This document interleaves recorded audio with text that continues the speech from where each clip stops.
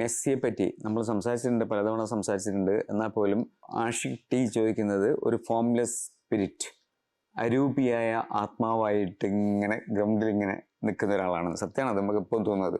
കാരണം ഹാലൻഡുമായിട്ടും റൊണാൾഡോയായിട്ടും കമ്പയർ ചെയ്തിട്ടാണ് മൂപ്പർ പറഞ്ഞത്. കാരണം 19 ഇതാണ് ക്രിസ്ത്യാനോ റൊണാൾഡോയ്ക്ക് കിട്ടിയതെങ്കിൽ സ്പെയിനെതിരെ, അതുപോലെ ഇംഗ്ലണ്ടിനെതിരെ ഹാലൻഡിന് 21 ആണ്.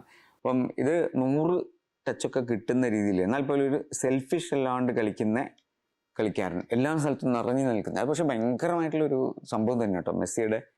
അതാണ് മൂപ്പർ ചോദിക്കുന്നത്. കാരണം ഈ പൊസിഷനിൽ മാത്രം ഒതുങ്ങാതെ മുഴുവൻ മത്സരത്തെ സ്വാധീനിക്കുന്ന മറ്റേതെങ്കിലും കളിക്കാരനുണ്ടോ എന്ന്. അതായത് നമ്മൾ ഈ ടൂർണമെന്റ് തന്നെയാണ് ചോദിക്കുന്നത്. ഈ ടൂർണമെന്റിൽ അത്രയും ഫ്രീ ഒരു റോളിൽ കളിക്കുന്ന ഒരു കളിക്കാരനെ നമ്മൾ കണ്ടിട്ടില്ല. ഒളീസെ പലപ്പോഴും ഫ്രണ്ട് ലൈനിൽ പൊസിഷൻസ് സ്വിച്ച് ചെയ്തിട്ടുണ്ടെന്നല്ലാതെ മെസ്സിയുടെ അത്ര ഒരു ഫ്രീഡമോടുകൂടി അധികം ഫുട്ബോൾ ചരിത്രത്തിൽ തന്നെ അങ്ങനെ അധികം കളിക്കാരുണ്ടായിട്ടില്ല. ഡി സ്റ്റെഫാനോ ആദ്യത്തെ അർജന്റീന ലെജൻഡ്, അർജന്റീനയ്ക്ക് കളിച്ചില്ല എന്നാലും ആദ്യത്തെ അർജന്റൈൻ ഫുട്ബോൾ ലെജൻഡായിരുന്നു ഡി സ്റ്റെഫാനോ. രണ്ടും ചെയ്യായിരുന്നു, ഗോൾ സൃഷ്ടിക്കുകയും ചെയ്യും ഫിനിഷ് ചെയ്യുകയും ചെയ്യും. ആദ്യത്തെ മികച്ച റിയൽ മാഡ്രിഡ് ടീമിൻ്റെ ഹാർട്ട് ബീറ്റായിരുന്നു. പക്ഷെ അതിന് ശേഷം ഇപ്പം ഞാൻ കളി കാണാൻ തുടങ്ങിയതിന് ശേഷം എനിക്ക് പ്ലാറ്റിനി ഓർമ്മയുണ്ട്, യൂറോ 84. അതെന്താ വെച്ചാൽ അത്രയും മികച്ചൊരു ഫ്രഞ്ച് മിഡ്ഫീൽഡ് ആയത് കാരണം അവരെ ആർക്കും മറികടക്കാൻ പറ്റില്ല എന്നുള്ള കോൺഫിഡൻസ് കാരണം തനിക്ക് ഫ്രീ ആയിട്ട് ഒരു ഒരു മിഡ്ഫീൽഡർ ആയിട്ടുള്ള പ്ലാറ്റിനി 9 ഗോൾ അടിച്ചു. അത് സാധാരണ നമ്മൾ കാണാറില്ല. ഇവിടെ പക്ഷെ മെസ്സിയുടെ പുറകിലുള്ള മിഡ്ഫീൽഡ് അത്ര ഒരു അതിശക്തമായ ഒരു മിഡ്ഫീൽഡൊന്നും അല്ല. ഇപ്പോൾ ഈ കോമ്പറ്റീഷനിലത്തെ ഏറ്റവും മികച്ച മിഡ്ഫീൽഡ്സിനെ പറ്റി നമ്മൾ ചർച്ച ചെയ്യുകയാണെങ്കിൽ ആദ്യത്തെ 4 പോലും അർജന്റീന വരില്ല മിക്കവാറും. പക്ഷെ ഇന്നാലും കൂടി ആ കോച്ചും ബാക്കി ടീംമേറ്റ്സും ആ ഒരു ഫ്രീഡം കൊടുത്തിട്ടുണ്ട്. നിങ്ങൾക്ക് എവിടെ വേണമെങ്കിൽ പോയി കളിച്ചോളൂ, ഞങ്ങൾ ബാക്കി കാര്യങ്ങൾ നോക്കിക്കോളാം. സുഹൈൽ വികെയുടെ 2 ചോദ്യങ്ങളിൽ നിന്നും തുടങ്ങാം. നോർവേക്കെതിരായ നോക്കൌട്ട് മത്സരത്തിൽ ഇംഗ്ലണ്ട് 1-1 നിലയിൽ നിൽക്കെ രണ്ടാം പകുതിയിൽ ഒരുപാട് മാറ്റങ്ങൾ വരുത്തി. ഫോർമേഷൻ പോലും മാറ്റി.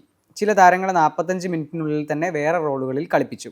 ഇത്തരത്തിലുള്ള വലിയ പരീക്ഷണങ്ങൾ നിർണായക മത്സരത്തിൽ ചെയ്യുന്നത് ശരിയായ തീരുമാനമാണോ? ഇതിലൂടെ ടീമിൻ്റെ റിതം നഷ്ടമാകുമോ? റിതം നഷ്ടമാകും ചെയ്തു. പക്ഷെ അന്ന് ഒരു നിവൃത്തി ഉണ്ടായിരുന്നില്ല. ഒന്ന്, ഡെക്ലൻ റൈസ് 3 ദിവസം കിടപ്പായിരുന്നു, ബഗ്ഗായിട്ട്. അത് കാരണം ഒരു എനർജി ഇല്ലാതെയാണ് കളിച്ചത്. 45 മിനിറ്റ് കളിച്ചത് തന്നെ എന്തോ ഭാഗ്യം. അത് കഴിഞ്ഞ് മാറ്റാതെ ഒരു നിവൃത്തിയില്ല. മെഡിക്കൽ സ്റ്റാഫ് പറഞ്ഞു ഇയാൾക്ക് ഇനി കളിക്കാൻ പറ്റില്ല. അപ്പോൾ നിങ്ങളുടെ ഏറ്റവും പ്രധാനപ്പെട്ട ഡിഫെൻസീവ് മിഡ്ഫീൽഡറെ നിങ്ങൾ മാറ്റുന്നു. അപ്പോൾ ജൂഡ് ബെല്ലിംഗമിന് തീർച്ചയായിട്ടും കുറച്ച് ബാക്കിലേക്ക് വരണം. മറ്റവിടെ റൈറ്റ് വിങ്ങിലാണെങ്കിൽ മാഡ്വയ്ക്ക് നന്നായി കളിച്ചില്ല, അപ്പോൾ അത് മാറ്റേണ്ടി വന്നു. അപ്പം അങ്ങനെ ഇത് എന്താ പറയുക, ആവശ്യം കൊണ്ട് മാറ്റേണ്ടി വന്ന ഇതാണ്. അല്ലാതെ വെറുതെ ഞാൻ ഇനി 2 കളിക്കാരെ മാറ്റാമല്ലോ എന്ന് വിചാരിച്ച അങ്ങനെ ഒരു രസത്തിന് വേണ്ടി ചെയ്തൊരിതല്ല. കഴിഞ്ഞ 8 വർഷത്തെ ഇംഗ്ലണ്ടിൻ്റെ പ്രകടനം നോക്കുമ്പോൾ 2 യൂറോ ഫൈനലുകൾ, 1 ലോകകപ്പ് സെമി ഫൈനൽ, ഫ്രാൻസിനെതിരെ ലോകകപ്പ് ക്വാർട്ടർ ഫൈനലിൽ കെയ്നിൻ്റെ പെനാൽറ്റി നഷ്ടം എല്ലാം സംഭവിച്ചിട്ടുണ്ട്. നിർണായക നോക്കൌട്ട് മത്സരങ്ങളിൽ ഇംഗ്ലണ്ടിന് സമ്മർദ്ദമുണ്ടോ? ഇംഗ്ലീഷ് മാധ്യമങ്ങൾ തന്നെ ടീമിനെ വല്ലാതെ സമ്മർദ്ദത്തിലാക്കുന്നുണ്ടോ? ഇത് അർജന്റീനയ്ക്ക് ഒരു മുൻതൂക്കമാകുമോ?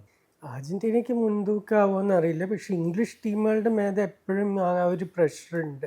അതെന്താ വെച്ചാൽ ഇംഗ്ലീഷ് മീഡിയയുടെ അവർ ടീമിൻ്റെ അടുത്തുനിന്ന് പ്രതീക്ഷിക്കുന്നതും യാഥാർത്ഥ്യമായിട്ടൊരു ബന്ധമില്ല. ശരിക്കും ഇംഗ്ലണ്ടിൻ്റെ ലെവല് ഒരു സെമി ഫൈനൽ ടീമാണ്. ഞാൻ നേരത്തെ പറഞ്ഞിട്ട് ജനസംഖ്യയും അവിടെ ആൾക്കാർ ഫുട്ബോൾ ഫോളോ ചെയ്യണ ആകപ്പാടിലെ ഫുട്ബോൾ അന്തരീക്ഷം ഒക്കെ വെച്ച് നോക്കുമ്പോൾ മിക്ക മേജർ ടൂർണമെൻറ്റിൻ്റെ ഒരു ക്വാർട്ടറോ സെമിയോ എത്തേണ്ട ടീമാണ് ഇംഗ്ലണ്ട്. അത് കഴിഞ്ഞ് മുന്നോട്ട് പോയി ഒരു ഫൈനലൊക്കെ എത്താവുന്ന വലിയൊരു കാര്യമാണ്. ജയിക്കേണ്ടത് നമ്മൾ വളരെ അപൂർവേ അത് പ്രതീക്ഷിക്കുള്ളൂ. എന്താ വെച്ചാൽ അതിലും വലിയ ടീമുകളുണ്ട് ലോക ഫുട്ബോൾ നോക്കിക്കഴിഞ്ഞാൽ. അപ്പോൾ അത് മാധ്യമങ്ങളുടെ പ്രതീക്ഷയും ശരിക്കുള്ള ഗ്രൗണ്ട് റിയാലിറ്റിയും തമ്മിൽ വലിയ വ്യത്യാസമുണ്ട്. അപ്പോൾ എൻ്റെ അഭിപ്രായത്തിൽ ഈ 8 കൊല്ലത്തിൽ ഇംഗ്ലീഷ് ഫുട്ബോൾ ചെയ്തിട്ടുള്ളത് ഏകദേശം ഒരു മിറക്കിൾ എന്ന് തന്നെ പറയാൻ പറ്റും.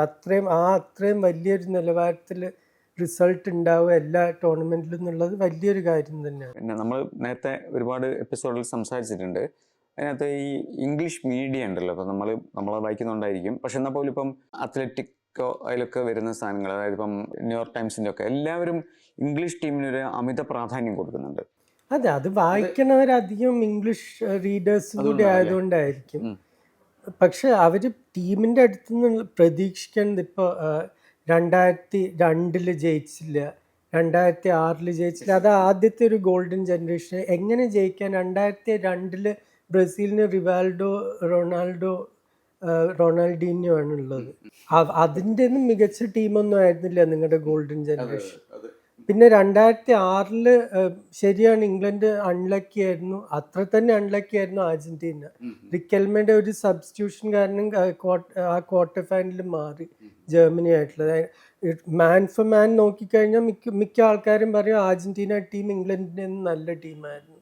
അപ്പോൾ ഇത് മീഡിയയുടെ നാരറ്റീവ് ഒന്നും, യാഥാർത്ഥ്യം വേറെയാണ്.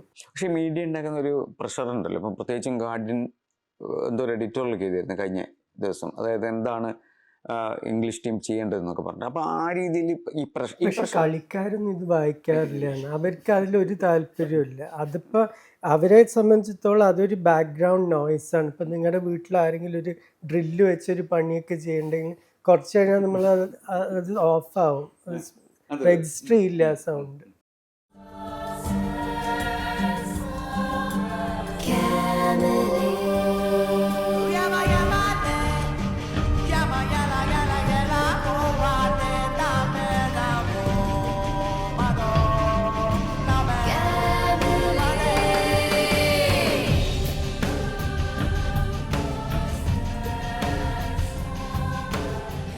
Camely Diamond and Gold, setting trends in Calicut. Vinod ജേക്കബിൻ്റെ ചോദ്യം: ലാറ്റിൻ അമേരിക്കൻ രാജ്യങ്ങളിൽ ലോക ഫുട്ബോളിൽ അർജന്റീനയും ബ്രസീലും മാത്രം എന്തുകൊണ്ട് മുന്നിട്ട് നിൽക്കുന്നു? മറ്റ് ലാറ്റിൻ അമേരിക്കൻ രാജ്യങ്ങളിലും ഒരേ ശൈലിയും ഫുട്ബോളിനോടുള്ള അപ്രോച്ചുമെല്ലാം ഒരുപോലെയല്ലേ? യൂറോപ്യൻ രാജ്യങ്ങളായ സ്വീഡൻ, നോർവേ, ഡെൻമാർക്ക് ഇവരെല്ലാം എന്തുകൊണ്ട് സ്പെയിൻ, പോർച്ചുഗൽ, ജർമ്മനി, ഫ്രാൻസ് പോലുള്ള ടീമുകളെ മറികടക്കുന്നില്ല? ഫുട്ബോൾ കൾച്ചർ എന്ന് പറഞ്ഞിരുന്നു ഹോസെ മൊറീനിയോ എപ്പോഴും പറയുന്നത് ഫുട്ബോൾ ഹെറിറ്റേജ്, അതാണ് ഏറ്റവും പ്രാധാന്യം ശരിക്കും. ഇപ്പോൾ സൗത്ത് അമേരിക്ക എടുത്തു കഴിഞ്ഞാൽ ഉറുഗ്വേ ചെറിയ രാജ്യം, ചില്ലി ചെറിയ രാജ്യം, ഇങ്ങനത്തെ രാജ്യങ്ങളിലൊക്കെ ഒരു നല്ല തലമുറ വന്നു പോയി കഴിഞ്ഞാൽ അവരെ മാറ്റാൻ 10-20 കൊല്ലം എടുക്കും പലപ്പോഴും. ഇപ്പോൾ എനിക്ക് വളരെ ഇഷ്ടമായിരുന്ന ഒരു വേൾഡ് കപ്പ് ടീമായിരുന്നു 98-ത്തെ ചില്ലി, സാമറാനോ, സാലസ് അവരൊക്കെയുള്ള ടീം. അത് കഴിഞ്ഞിട്ട് ഒരു 15 കൊല്ലം കഴിഞ്ഞ് അലക്സിസ് സാഞ്ചസ് അങ്ങനത്തെ കളിക്കാരിലൊരു ചില്ലി ടീം വന്നു. ഇപ്പം അവർ ആദ്യം താഴോട്ട് പോയിരിക്കുക. അപ്പം അങ്ങനത്തെ രാജ്യങ്ങളുടെ സ്ഥിതി അതാ. ഇപ്പോൾ ഉറുഗ്വേ ആദ്യം ഒരു താഴ്ചയിലേക്ക് പോയിരിക്കുക. ഇനിയിപ്പോൾ 10 കൊല്ലം കഴിഞ്ഞാൽ ചിലപ്പോൾ ആദ്യം മുന്നോട്ട് വരും. ബ്രസീലും അർജന്റീനയും വലിയ രാജ്യങ്ങളാണ്. അവിടെ ശരിക്കും പറയുക വൺ സ്പോർട്ട് നേഷൻസ് എന്ന് പറയും. അർജന്റീന റഗ്ബിയും കളിക്കാറുണ്ട്, പക്ഷെ എന്നാലും നമ്പർ 1 സ്പോർട്ട് എന്ന് പറഞ്ഞാൽ എപ്പോഴും ഫുട്ബോൾ തന്നെയാണ്. പിന്നെ എത്രയോ കൊല്ലത്തെ പാരമ്പര്യം. ബ്രസീൽ ആദ്യം ലോകകപ്പ് ജയിക്കുന്നത് 58-ൽ. അർജന്റീന ലോകകപ്പ് ജയിക്കുന്നതിന് മുമ്പ് തന്നെ 12-13 കോപ്പ അമേരിക്ക ജയിച്ചിട്ടുണ്ട്.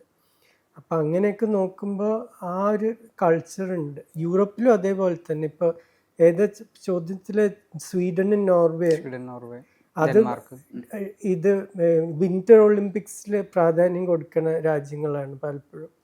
നോർവേ കഴിഞ്ഞ വിന്റർ ഒളിമ്പിക്സ് മെഡൽ ടേബിളിൽ ആദ്യമായിരുന്നു. അപ്പോൾ അതൊന്നും വൺ സ്പോർട്ട്, ഒരു ഫുട്ബോൾ മാത്രം ഒബ്സഷനുള്ള രാജ്യങ്ങളല്ല. ഇപ്പോൾ സ്പെയിനും പോർച്ചുഗലൊക്കെ ഒന്ന് പോയി കഴിഞ്ഞാൽ വേറെ ഏത് സ്പോർട്സ്, സൈക്ലിംഗ് ഉണ്ട് സ്പെയിനിൽ, വേറെ ഒന്നും ഈ ഫുട്ബോളിൻ്റെ ലെവലിൽ അടുത്ത് പോലും എത്തില്ല. അതുപോലെ ഈ വലിയ കളിക്കാരുടെ ഒരു ലോകത്തെ മുഴുവൻ സ്വാധീനിച്ച ഇപ്പം നിങ്ങൾക്ക് ഒരു വലിയ കളിക്കാരുണ്ടായിട്ടുണ്ടെങ്കിൽ തീർച്ചയായിട്ടും ആ ഒരു പാരമ്പര്യം അതിങ്ങനെ കണ്ടിന്യൂ ചെയ്തുകൊണ്ടിരിക്കും. അതിപ്പോൾ ഇംഗ്ലണ്ടിലായാലും ഫ്രാൻസിലായാലും സ്പെയിനിലായാലും അവർക്ക് എല്ലാ കാലത്തും ഒരു വലിയ കളിക്കാരനുണ്ടായിരുന്നു. ഇപ്പോൾ ഫ്രാൻസ് ഇപ്പോൾ നോക്കിക്കഴിഞ്ഞാൽ സിഡാനിന് മുമ്പ് പ്ലാറ്റിനി ഉണ്ടായിരുന്നു, ഇപ്പോൾ എംബാപ്പെ ഉണ്ട്. അപ്പോൾ എല്ലാ തലമുറയിലും അങ്ങനത്തെ ഒരു കളിക്കാരനുണ്ടാവും. അല്ല, ഇപ്പം സെയ്ത്ത് അതിൻ്റെ ഇടയിൽ ചോദിച്ച ചോദ്യം പോലെ, അതായത് ഇപ്പം നമ്മളിപ്പോൾ ചില സ്ഥലത്ത് ഇപ്പം ഫ്രാൻസിനും ഇംഗ്ലണ്ടിനും ഒക്കെ തന്നെ വേറെ പല ടെന്നീസിലായാലും ഇതിലൊക്കെ കളിക്കാറുണ്ട്. അമേരിക്കയൊക്കെ ഉണ്ട്.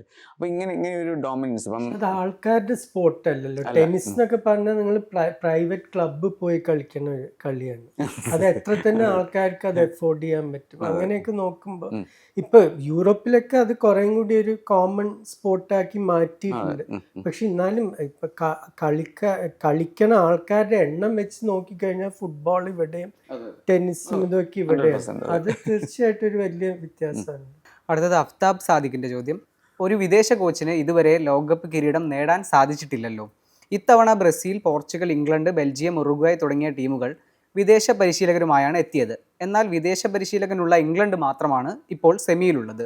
സാംസ്കാരിക ധാരണ, രാജ്യത്തിൻ്റെ ഫുട്ബോൾ ഐഡൻറ്റിറ്റിയുമായുള്ള ആഴത്തിലുള്ള ബന്ധം തുടങ്ങിയ ഘടകങ്ങൾ ലോക്കൽ കോച്ചുമാർക്ക് ഗുണമാകുന്നുണ്ടോ?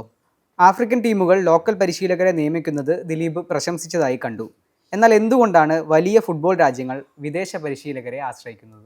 എന്തുകൊണ്ട് ആശ്രയിക്കണമെന്ന് പറഞ്ഞാൽ ഇപ്പോൾ ഇംഗ്ലണ്ടിൻ്റെ കാര്യം നമുക്ക് എടുക്കാം. എപ്പോഴും അവസാനം ഒരു English coach English premier league ജയിച്ചത് ഞാൻ സ്കൂളിലുള്ള സമയത്ത് അത്രയും കാലമായി. അലക്സ് ഫെർഗുസനൊന്നും ഇംഗ്ലീഷ് ആയിരുന്നില്ല, സ്കോട്ടിഷാണ്. അത് വലിയ വ്യത്യാസമുണ്ട്. അപ്പോൾ ഏതാണ് ഒരു ടോപ്പ് ഇംഗ്ലീഷ് കോച്ച് എന്ന് പറയുന്നത്? ഇപ്പോൾ ഒരു വലിയ ക്ലബിലുള്ള ഒരു ഇംഗ്ലീഷ് കോച്ചുള്ളത് എഡി ഹൗ ന്യൂകാസിലും ഒരു ലീഗൊന്നും ജയിച്ചിട്ടില്ല. അപ്പോൾ അങ്ങനത്തെ ഒരാളെ പിടിച്ച് നിങ്ങൾ നാഷണൽ ടീമിൻ്റെ കോച്ചാക്കാൻ പോകുന്നുണ്ടോ, അതോ പുറമേ നിന്ന് ഇപ്പോൾ തോമസ് ടൂക്കിൽ ഒരു ചാമ്പ്യൻസ് ലീഗ് ജയിച്ചതാണ് ഒരു ഇംഗ്ലീഷ് ക്ലബിൻ്റെ കൂടെ, ഇംഗ്ലീഷ് കളിക്കാരെയൊക്കെ അറിയാം. അപ്പോൾ അങ്ങനത്തെ ഒരു ഓപ്ഷൻ കിട്ടുമ്പോൾ ഇപ്പോൾ നാളെ യർഗൻ ക്ലോപ്പ് ഇപ്പോൾ ജർമ്മനി ജോലി എടുത്തു, ഗ്വാർഡിയോള മിക്കവാറും വേറെ എവിടെയെങ്കിലും ഇറ്റലിയിലേക്ക് പോകുന്നൊക്കെ ഞാൻ കേൾക്കുന്നുണ്ട്. പക്ഷെ ഇവിടെ ഇംഗ്ലണ്ടിലൊരു വേക്കൻസി ഉണ്ടായിരുന്നെങ്കിൽ നിങ്ങൾക്ക് തോന്നുന്നുണ്ടോ ക്വാർഡിയോളെ ക്ലോപ്പിനെ അവർ വിളിക്കില്ല എന്ന്? പക്ഷെ അവർക്ക് ആ അന്തരീക്ഷം അറിയാം, കളിക്കാരെയും അറിയാം. ആ ലെവലിലുള്ള ഒരു ഒറ്റ ഇംഗ്ലീഷ് കോച്ച് ഇല്ല ഇപ്പോൾ. ദിലീപ് ഇപ്പം പറയുന്നുണ്ട് ഈ ആഫ്രിക്കൻ ടീമിൻ്റെ കാര്യത്തിൽ വലിയൊരു വ്യത്യാസമുണ്ട്. എന്ന് വെച്ചാൽ അത് ആ കൾച്ചർ മനസ്സിലാക്കാൻ അവരുടെ ആൾക്കാരുടെ രീതികൾ തന്നെ വളരെ, ഇപ്പം ഞാനിപ്പോൾ ഒരു ആഫ്രിക്കൻ ഷോന് കൺസൾട്ട് ചെയ്യുന്നുണ്ട്. നമുക്ക് നമ്മുടെ സെൻസ് ഓഫ് ടൈമും അവരുടെ ടൈം കീപ്പിങ്ങും വെറുതെ നമ്മൾ BP കൂട്ടിയിട്ട് ഒരു കാര്യമില്ല. അവൻ 3:30 എന്ന് പറഞ്ഞാൽ 4:30 എത്തുള്ളൂ. അതങ്ങനെയാണ്. അതിന് വെറുതെ നമ്മൾ ചാടിക്കടിച്ചിട്ടൊന്നും ഒരു കാര്യമില്ല. അപ്പം നമ്മളും റിലാക്സ്ഡ് ആവും. അപ്പം അങ്ങനത്തെ ആ കളിക്കാരെയൊക്കെ ഹാൻഡിൽ ചെയ്യാൻ അത് മനസ്സിലാക്കാൻ പറ്റണം. അത് വേറെ തന്നെ ഒരു കൾച്ചറാണ്. അത് മനസ്സിലാക്കിയ കോച്ചസിനാണ് വളരെ നല്ല റിസൾട്ട്സ് കിട്ടി. ഇപ്പം മരിച്ചുപോയ പാവം ബ്രൂണോ മെറ്റ്സു സെനിഗളിൻ്റെ കൂടെ ക്വാർട്ടർ എത്തിയ ബ്രൂണോ മെറ്റ്സു ഒരു ലോക്കൽ സ്ത്രീയെ കല്യാണം കഴിച്ച് അവിടെ സെറ്റിൽ ചെയ്ത പോലെയായിരുന്നു കുറേ കാലം. ആ കൾച്ചർ പൂർണ്ണമായി മനസ്സിലാക്കിയ ഒരു മനുഷ്യൻ. അതേപോലെ അതിന് മുമ്പ് ക്ലെമൻസ് വെസ്റ്റർഹോഫ് നൈജീരിയയുടെ സൂപ്പർ ഈഗിൾസിൻ്റെ കൂടെ, ഇവർക്കൊക്കെ അവർ പണിയെടുക്കണ ആ കൾച്ചറും ആ രാജ്യവും ശരിക്കും അവർ മനസ്സിലാക്കാൻ നോക്കി.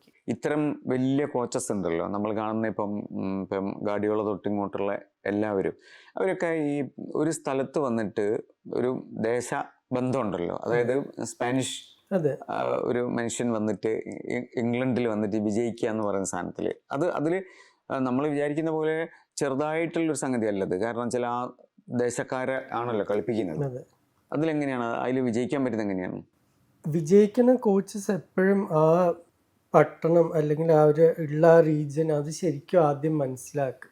ക്ലോപ്പ് ആദ്യം ലിവർപൂളിൽ വന്നപ്പോൾ അവിടുത്തെ പബ്സിലൊക്കെ പോയി ആൾക്കാരോട് സംസാരിക്കുകയാണ് ചെയ്തത്. ഒഫീഷ്യലായിട്ട് സൈൻ ചെയ്യണതിന് മുമ്പ് തന്നെ ഓരോ പബ്ബിലും പോയി ആൾക്കാരോട് സംസാരിച്ചു.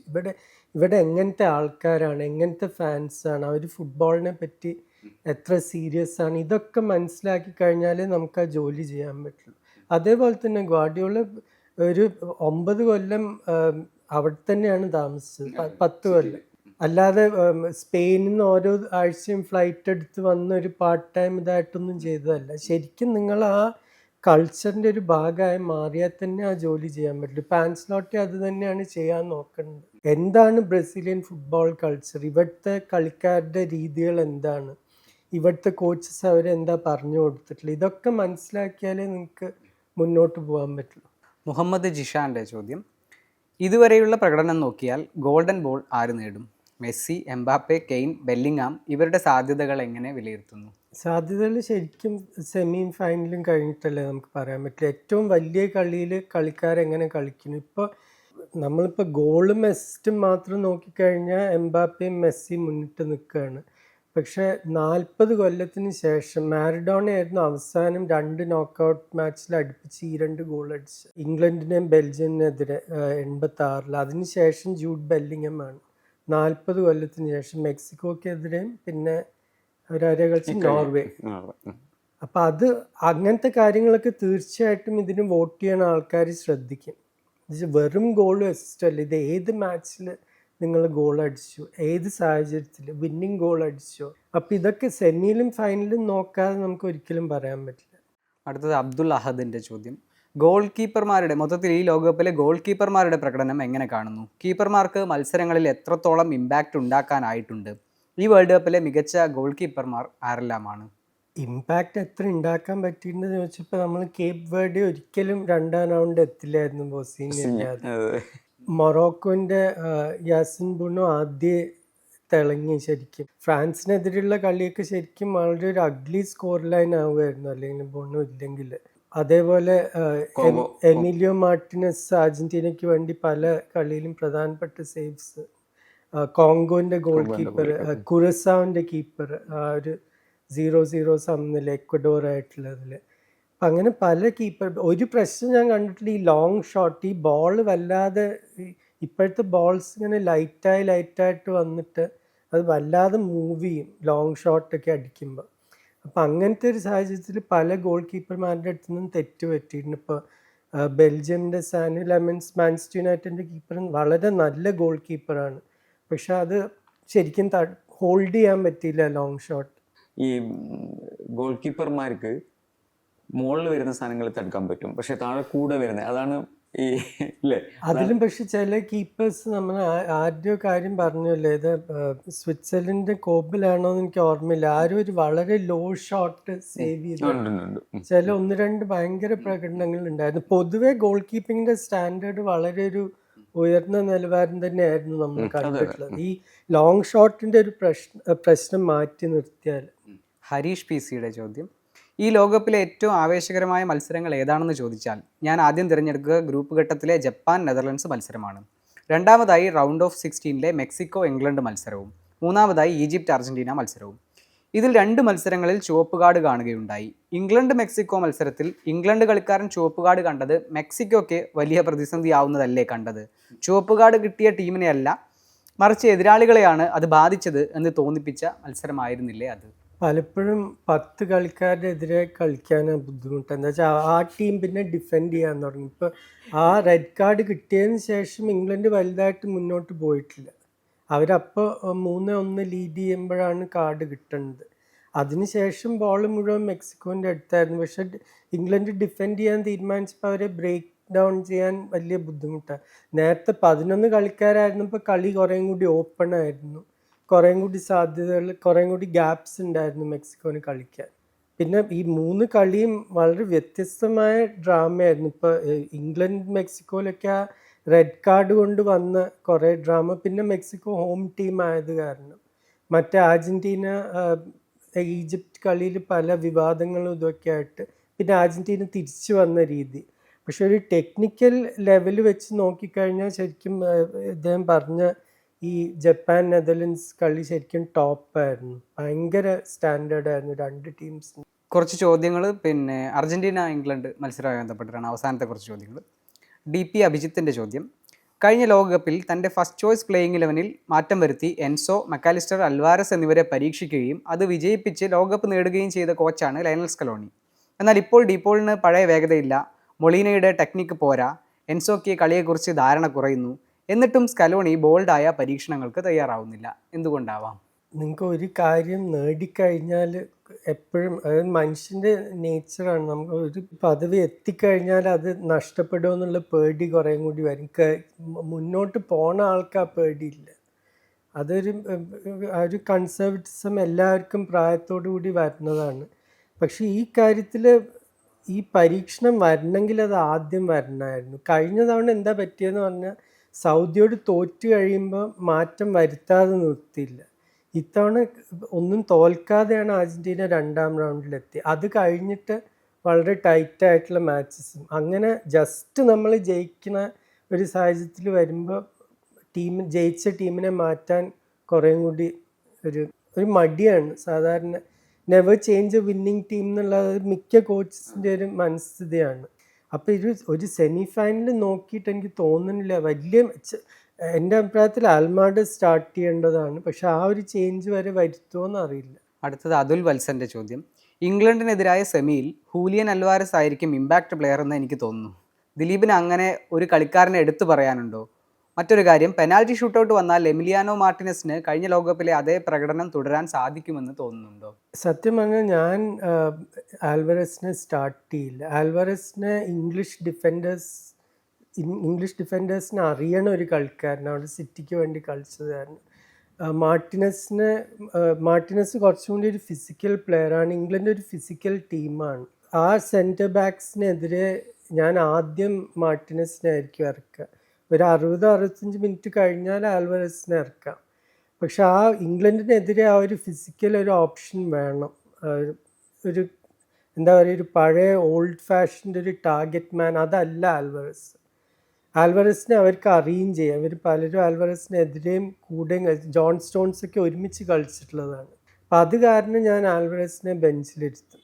പിന്നെ മാർട്ടിനസിൻ്റെ പെനൽറ്റി കിക്സിനെ പറ്റി, സേവിങ്ങിനെ പറ്റി ലോകം മുഴുവൻ അറിയേണ്ടതാണ്. അതനുസരിച്ചിട്ട് ഇംഗ്ലണ്ടും പ്രിപ്പയർ ചെയ്തിട്ടുണ്ടാവും. ഇപ്പം എല്ലാ ടീമും ഒരു നോക്കൗട്ടിന് മുമ്പ് ചെയ്യണ ഒരു കാര്യം, അവർ പെനൽറ്റി കിക്ക് പ്രാക്ടീസ് ചെയ്യും. ആരെടുക്കും, ഏത് ഓർഡറിലെടുക്കും, ആർക്കാണ് ഈ ഗോൾ കീപ്പർക്കെതിരെ മുമ്പ് കിക്ക് എടുത്തിട്ടുള്ള പരിചയമുള്ളത്, ഇതൊക്കെ നോക്കിയിട്ടേ അവർ തീരുമാനിക്കുള്ളൂ. എബിൻ ജോർജിൻ്റെ ചോദ്യം. ഇംഗ്ലണ്ടിൻ്റെ ആക്രമണോത്സുകമായ പ്രസ്സിംഗ് സംവിധാനത്തെ മറികടക്കാൻ അർജന്റീന സെമിയിൽ എന്ത് ചെയ്യേണ്ടി വരും?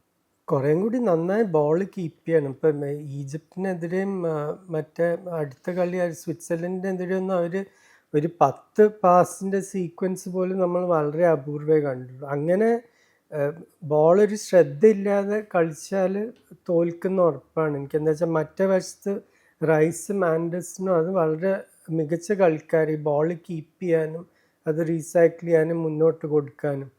അപ്പോൾ അവരുടെ എതിരെ നിങ്ങൾക്ക് പിടിച്ചു നിൽക്കണമെങ്കിൽ നിങ്ങൾ ആ മിഡ്ഫീൽഡ് ശരിക്കും ബോൾ നന്നായി നോക്കണം. അതിപ്പോൾ ഡിപ്പോളായാലും മെക്കാലിസ്റ്റർ ആയാലും എൻസോ ഫെർണാണ്ടസ് ആയാലും പാരഡൈസ് ആയാലും കുറച്ചുകൂടി ഡീപ്പായി കളിക്കുകയായിരിക്കും. പക്ഷേ ഈ അർജന്റൈൻ മിഡ്ഫീൽഡ് ബോൾ കീപ്പ് ചെയ്തില്ലെങ്കിൽ ഈ കളി പോക്കാണ്. മെസ്സിക്ക് എത്ര ബോൾ നിങ്ങൾ കൊടുത്താലും മറ്റവർ ഇങ്ങോട്ട് വരുന്നത് തടുക്കണല്ലോ. ജിനേഷ് കുമാർ കെയുടെ ചോദ്യം. നിങ്ങളുടെ അഭിപ്രായത്തിൽ സെമി ഫൈനലിൽ ഇംഗ്ലണ്ടിനെതിരെ ഇറക്കാൻ പറ്റുന്ന അർജന്റീനയുടെ ഏറ്റവും നല്ല ലൈനപ്പ് ഏതാണ്? എൻ്റെ ലൈനപ്പ് ആയിരിക്കില്ല പക്ഷെ ഇറങ്ങുക. ഞാൻ നേരത്തെ പറഞ്ഞു, ഞാൻ ടീം പിക്ക് ചെയ്യുകയാണെങ്കിൽ ലൗട്ടാറോ മാർട്ടിനസിനെ സ്റ്റാർട്ട് ചെയ്യുക സെൻറ്റർ ഫോർവേഡായിട്ട്, ആൽവറസിനല്ല. എവിടെയെങ്കിലും ഞാൻ അൽമാഡെ ഫിറ്റ് ചെയ്യും ആ ലെഫ്റ്റ് ഫ്ലാങ്കിൽ. എന്ന് വെച്ചാൽ ഇംഗ്ലണ്ടിൻ്റെ വളരെ ഓപ്പൺ ആയിട്ടുള്ളൊരു വീക്ക്നെസ് ആ റൈറ്റ് ബാക്കാണ്. നാളെ റീസ് ജെയിംസ് കളിച്ചാൽ അതൊരു വീക്ക്നെസ് അല്ല, അല്ലെങ്കിൽ അതൊരു പ്രശ്നം തന്നെയാണ്. ആ റൈറ്റ് ബാക്കും റൈറ്റ് സെൻറ്റർ ബാക്കും തമ്മിലുള്ള കോർഡിനേഷനും പലപ്പോഴും ഉണ്ടായിട്ടില്ല. അപ്പം അങ്ങനെ നോക്കുമ്പോൾ ആ ലെഫ്റ്റ് സൈഡിൽ കുറച്ച് പേസും ഡയറക്റ്റും ആയിട്ടുള്ളൊരു കളിക്കാരനെ ഞാൻ കളിപ്പിക്കും. പിന്നെ ഇതിൽ സെൻറ്റർ ഫോർവേഡ് ലൗട്ടാറോ മാർട്ടിനസ് ആയിരിക്കും. പക്ഷെ എനിക്ക് തോന്നുന്നില്ല അവരുടെ ഭാഗത്തുനിന്ന് വലിയ മാറ്റങ്ങൾ ഉണ്ടാവുന്നു. അവസാനത്തെ ചോദ്യം മുഹമ്മദ് ഹാഫിലിൻ്റെതാണ്. മുൻ ഇംഗ്ലണ്ട് താരം ഗാരി നെവിൽ അർജന്റീനയുടെ സെൻട്രൽ ബാക്ക് ജോഡിയെക്കുറിച്ച് ഇങ്ങനെ പറഞ്ഞു. അർജന്റീനയുടെ സെൻട്രൽ ബാക്ക് ജോഡിയാണ് ടൂർണമെൻറ്റിലെ ഏറ്റവും മോശം സെൻട്രൽ ബാക്ക് കൂട്ടുകെട്ട്. ഇംഗ്ലണ്ട് കുറഞ്ഞത് 2 ഗോളെങ്കിലും നേടുമെന്ന് ഞാൻ കരുതുന്നു. അതുപോലെ മുൻ ഇംഗ്ലണ്ട് താരം ഇയാൻ റൈറ്റ് അർജന്റീനയെക്കുറിച്ച് പറഞ്ഞു.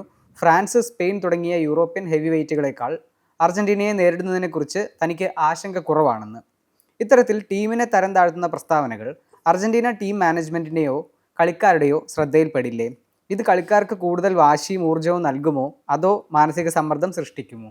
വാശി എന്തായാലും ഇതിപ്പോൾ ആരെങ്കിലും ട്രാൻസ്ലേറ്റ് ചെയ്ത് അർജന്റീന ഡ്രസ്സിംഗ് റൂമിൽ ഇപ്പം തന്നെ കൊണ്ട് കൊടുത്തിട്ടുണ്ടാവും. ഇത് ലിസാൻഡ്രോ മാർട്ടിനസിന് മുമ്പ് തന്നെ പല മാഞ്ചസ്റ്റർ യുണൈറ്റഡ് കളിക്കാരുമായിട്ട് പ്രശ്നങ്ങൾ ഉണ്ടായിട്ടുണ്ട്. അവർ തൻ്റെ പോൾ സ്കോൾസൊക്കെ തൻ്റെ കളിയെപ്പറ്റി പറഞ്ഞതിനെ പറ്റി വലിയൊരു ഇഷ്യൂ ആയിട്ടുണ്ടായിരുന്നു അത് കഴിഞ്ഞ സീസണൊക്കെ. പക്ഷെ ഗാരി നെവിൽ പറഞ്ഞത് ശരിയാണ്. പലപ്പോഴും ഈ അവരുടെ പൊസിഷനിങ് ഒക്കെ വളരെ മോശമായിരുന്നു. ആ ഈജിപ്റ്റായിട്ടുള്ള കളിയിലൊക്കെ ഭയങ്കര ഗ്യാപ്സാണ്. ആ സീക്കോം ഇവരൊക്കെ മുന്നോട്ട് പോകുമ്പോൾ ആ പാരഡൈസിൻ്റെ ഒരു ലാസ്റ്റ് ടാക്കിൾ ഇല്ലെങ്കിൽ അത് എക്സ്ട്രാ ടൈമിലേക്ക് പോകേണ്ട കളിയാണ് ശരിക്കും. എക്സ്ട്രാ ടൈം പെനൽറ്റിയോ ഏതുവരെ വേണമെങ്കിലും എത്തുമായിരുന്നു. അപ്പോൾ അങ്ങനെ നോക്കുമ്പോൾ ശരിക്കും ഒരു പ്രോബ്ലം ഏരിയയാണ്. അത് ഇംഗ്ലണ്ട് കണ്ടിട്ടും ഉണ്ടാവും. നമ്മൾ തന്നെ ടൂർണമെൻറ്റ് സ്റ്റാർട്ട് ചെയ്യുന്നതിന് മുമ്പ് ഞാൻ പറഞ്ഞിട്ടുണ്ടായിരുന്നു, എനിക്ക് ഈ സ്ക്വാഡ് നോക്കുമ്പോൾ ഈ സെൻറ്റർ ബാക്ക് പൊസിഷൻസിലാണ് ഏറ്റവും പ്രശ്നം കാണുന്നത്. ഓട്ടോമെൻ്റി ഇപ്പോൾ കളിക്കാൻ പറ്റില്ല, എന്താ വെച്ചാൽ പേസ് ഇല്ല. ഈ റൊമേറോൻ്റെ ഫോം ആണെങ്കിൽ ടോട്ടനം ഹോട്ട്സ്പറിനൊക്കെ വേണ്ടി ഇങ്ങനെ ഒരു ഗ്രാഫാണ്, ഒരിക്കലും ഒരു കൺസിസ്റ്റൻ്റ് അല്ലാത്തൊരു കളിക്കാരൻ. പക്ഷെ അതേസമയം ഇവർ ഗോൾ അടിക്കുന്നുണ്ട്, മാർട്ടിനസും ലിസാൻഡ്രോ മാർട്ടിനസും. അതെ, പക്ഷെ ഒരു സെൻറ്റർ ബാക്കിൻ്റെ പ്രധാനപ്പെട്ട റോള് ഗോൾ അടിക്കുക എന്നുള്ളതല്ലല്ലോ, ഡിഫെൻഡ് ചെയ്യുക എന്നല്ല. അപ്പോൾ അത് വെച്ച് നോക്കുമ്പോൾ നിങ്ങൾക്ക് ഡിഫെൻഡ് ചെയ്യേണ്ടത് ഹാരി കെയിൻ്റെയും ബെല്ലിംഗമിൻ്റെ എതിരെയാണ്. അതൊരു നല്ലൊരു ചാലഞ്ച് തന്നെയായിരിക്കും. അവർക്ക് ചെയ്യാൻ പറ്റില്ല എന്നല്ല ഞാൻ പറയുന്നത്, പക്ഷെ ഇതുവരെ കളിച്ചത് വെച്ച് നോക്കുമ്പോൾ തീർച്ചയായിട്ടും അർജന്റീൻ ഫാൻസിന് ഒരു ആശങ്ക ഉണ്ടാവും. സ്ട്രാറ്റജീനെ പറ്റി പറഞ്ഞു വരുന്ന സമയത്തെ ദിലീപൊപ്പം പറയാറുണ്ട്, ഫുട്ബോൾ എന്ന് പറഞ്ഞു കഴിഞ്ഞാൽ ഒരു മാനേജേഴ്സ് ഗെയിമാണെന്നുള്ളത്. ക്യാപ്റ്റൻ്റെ തീരുമാനമാണ് ക്രിക്കറ്റ്. പക്ഷേ ഫുട്ബോൾ അതല്ല. ഫുട്ബോളിൽ മാനേജറാണ് ചെയ്യുന്നത്. കാരണം നമ്മൾ പുറത്തുനിന്നുണ്ടാക്കുന്ന ഒച്ചയും ബഹളമൊക്കെ കാണുമ്പോൾ നമ്മൾ വിചാരിക്കും എന്തോ സില്ലി തിങ് ആണെന്ന്. പക്ഷേ അവരാണ് മാറ്റുന്നതും പിന്നെ സാധനങ്ങളൊക്കെ സ്ട്രാറ്റജിക്കലി ക്രിയേറ്റ് ചെയ്യുന്നതും. അപ്പോൾ ഇതിനകത്ത് ഇപ്പോൾ ഈ സെമി ഫൈനലിൽ വരുന്ന സമയത്ത് ഈ ചോദിച്ച ചോദ്യം ഉണ്ടല്ലോ, കാരണം സ്കലോണി ഉൾപ്പെടെയുള്ള ഏറ്റവും ബ്രില്യൻ്റ് ആയിട്ടുള്ള മാനേജേഴ്സ് എന്തെങ്കിലുമൊക്കെ വലിയ മാറ്റങ്ങൾ കൊണ്ടുവരുമോ എന്നുള്ള ചോദ്യം. വലിയ മാറ്റങ്ങൾ അവർക്ക് ഒരു നിവൃത്തിയില്ലെങ്കിൽ മാത്രമേ കൊണ്ടുവരില്ല. ഇപ്പോൾ തോമസ് ടൂക്കലിന് ക്വാർട്ടർ ഫൈനലിൽ നോർവേക്കെതിരെ റൈസിനെ മാറ്റേണ്ടി വന്നു. അത് ആഗ്രഹിച്ച് മാറ്റിയതല്ല, അത് തൻ്റെ ഏറ്റവും പ്രധാനപ്പെട്ട ഒരു കളിക്കാരന് ആരും 45 മിനിറ്റ് കഴിഞ്ഞ് മാറ്റില്ല. പക്ഷെ ഇപ്പോൾ എന്തെങ്കിലും ദുർഭാഗ്യവശാൽ ഒരാളുടെ ഹാംസ്ട്രിങ് പുള്ളോ എന്തെങ്കിലും ഇപ്പോൾ ആർക്കും പറയാൻ പറ്റില്ല ഇതൊക്കെ. അപ്പം അങ്ങനെ വരുമ്പോൾ അതിനനുസരിച്ചിട്ട് അവർ പ്ലാൻ ചെയ്തിട്ടുണ്ടാവും. ഇപ്പോൾ പലപ്പോഴും എങ്ങനെ മെസ്സിയെ മാർക്ക് ചെയ്യണമെന്ന് എന്തായാലും ഇപ്പോൾ അത് മിക്കവാറും എൻ്റെ അഭിപ്രായത്തിൽ റൈസ് ഫിറ്റാണെങ്കിൽ റൈസ് മെസ്സിയുടെ ചുറ്റും ഒരു നിഴലായിട്ട് തന്നെ കളിക്കുക. മറ്റേ ഇംഗ്ലണ്ടിൻ്റെ മെയിൻ മിഡ്ഫീൽഡ് ക്രിയേറ്റിവിറ്റി മുഴുവൻ ആൻഡേഴ്സൻ്റെ ഭാഗത്തു നിന്നായിരിക്കും. എന്താ വെച്ചാൽ റൈസ് മെസ്സി ഡ്യൂട്ടിയിലായിരിക്കും. അപ്പം അങ്ങനത്തെ ചില മാറ്റങ്ങൾ തീർച്ചയായിട്ടും വരുത്തണം, മറ്റേ ടീമിലത്തെ കളിക്കാരെ നോക്കിയിട്ട്. ഇപ്പോൾ അതേപോലെ ഇപ്പോൾ യമാലിനെയൊക്കെ വെറുതെ എനിക്ക് തോന്നുന്നില്ല ലൂക്ക ഡിനെ മാത്രം വിടും യമാലിൻ്റെ കൂടെ എന്ന്. വേറെ ആരെങ്കിലും ഒരു മിഡ്ഫീൽഡ് റോഡും കൂടി ഒരു കണ്ണവിടെ വെക്കാൻ പറഞ്ഞിട്ടുണ്ടാവും. അപ്പം അത് അങ്ങനത്തെ അത് ഇൻ ഗെയിം തന്നെ അവർ പല മാറ്റങ്ങളും വരുത്തും. ഇപ്പം ഏത് ഭാഗത്തു നിന്നാണ് ഡേഞ്ചർ വരണമെന്നൊക്കെ നോക്കിയിട്ട് ആ ഗ്യാപ്പ് കവർ ചെയ്യാൻ നോക്കും. അങ്ങനെയാണ് ഈ മാനേജേഴ്സിൻ്റെ റെപ്യൂട്ടേഷൻ വരുന്നത്. ഇപ്പം നേരത്തെ ഒരു ചോദ്യം സ്കലോണിൻ്റെ 2022 മാറ്റങ്ങളെ പറ്റി ചോദിച്ചു. ആ മാറ്റങ്ങൾ കാരണമാണ് അവർ ലോകകപ്പ് ജയിച്ചത്. ഈ മെക്കാലിസ്റ്ററും എൻസോം ആൽവറസും ഒക്കെ ടീമിലേക്ക് വന്നിട്ടാണ് അവർക്കൊരു എക്സ്ട്രാ എനർജിയും ഇതൊക്കെ വന്ന് അവർ കോമ്പറ്റീഷൻ ജയിക്കേണ്ടത്. അപ്പം അപ്പോഴാണ് ശരിക്കും ഒരു മാനേജർ പ്രൂവ് ചെയ്യേണ്ടത് നിങ്ങൾക്ക് ആ ഫീൽഡിലത്തെ കാര്യങ്ങൾ കണ്ടിട്ട് അതനുസരിച്ചിട്ട് മാറ്റങ്ങൾ വരുത്താൻ പറ്റുന്നുണ്ട്.